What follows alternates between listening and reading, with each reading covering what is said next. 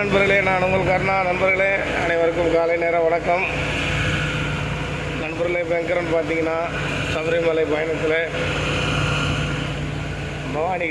பவானி கோயில் போகிறதுக்காக தர்மபுரி பைபாஸ் கிட்ட வந்துட்டோம். மழை கண்டினியூஸாக இருக்குது பாருங்கள். மகாபலிபுரம் கடற்கரையில் புயல் கரை கிடக்குது. பார்த்தா தர்மபுரி வரைக்கும் அடிக்குது மழை.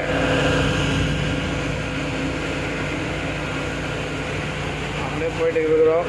மழை கடந்து ஆம்னி பஸ் ஒன்று தீ பார்த்தீங்கன்னா எரிக்குது கண்ணு எதிர்க்கும். பாவம்.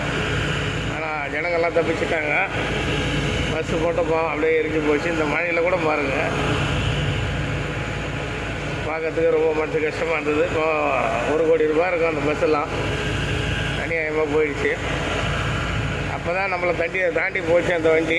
நண்பர்களை கொஞ்ச நேரத்தில் பார்த்தா குப்புன்னு பிடிச்சிருக்குது.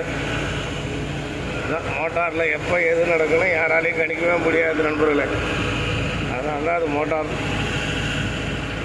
அதுதான் சொல்லுவாங்க எல்லோரும், எங்கே போகிற எப்போ போகணும்னு தம்பி ஞாபகங்களா, எப்போ போகணும்னு கேட்பாங்களே. அது நம்ம மோட்டாரில் நம்ம அதை கணிக்கவே முடியாது எப்போ போய் சேருன்றதெல்லாம். பாருங்க, என்ன கூட மலைக்கு கிளம்புன வண்டி, திருச்சியே போலையா வண்டி. 6 மணி நேரமாக 100 கிலோமீட்டர் ஓட்டுறாங்க நண்பர்களே. செய்யாறுலேருந்து விழுப்புரத்து. நல்லா நான் விஷயம் தெரிஞ்சு தான் நான் வந்து ஆற்காடு வழியாக வந்துட்டேன். நம்மளுக்கு ஓரளவுக்கு நார்மலான மழை தான், அப்படியே போயிட்டே இருக்கிறோம். செய்யாறுலேருந்து திருச்சி போகிற வண்டி விழுப்புரம் போகிறதுக்கு 6 மணி நேரம் ஆயிடுது நண்பர்களே. 6 மணி நேரமாக விழுப்புரமே போகணும். கடைசியில் இப்போ உளுந்தூர்பேட்டை தாண்டி ஓரம் நிறுத்திட்டு எல்லோரும் படுத்துட்டாங்க. இப்போ கடைசியில் அவங்க நேராக கும்பலி வழியாக சபரிமலை கிளம்புனவங்க. செய்யாறுலேருந்து சூறாவளி காற்று அதிகமாக இருக்கிறதுனால வண்டி ஓட்ட முடியாமல் வண்டி நிறுத்திட்டு எல்லாருமே ஒரு 10-20 வண்டி அப்படியே ஓரமாக ஒரு இடத்துல நிறுத்திட்டு எல்லாம் தூங்கிட்டாங்க. காலையில் பார்த்துக்கலாம் அப்படின்ட்டு நாங்கள் அப்படியே தர்மபுரி ரீச் ஆகிற நண்பர்களே.